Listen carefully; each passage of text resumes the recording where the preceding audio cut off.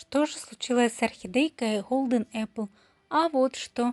Она выпустила корешок через отверстие в горшочке.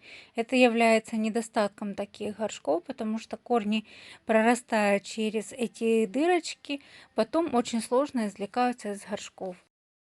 Эти горшки я также использую для выращивания бонсай. В них корни очень хорошо ветвятся, но нужно учитывать все риски, соответственно, когда их применяешь. Сейчас мы сделаем полив орхидеи. Примерно на 1,5 литра воды добавим до 1 чайной ложки удобрения Ярос. Перемешаем, поместим туда горшок с орхидеей примерно на 1 час. Так я делаю каждый полив раз в 10 дней.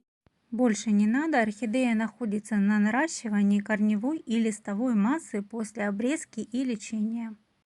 Цветонос сейчас нам точно не нужен.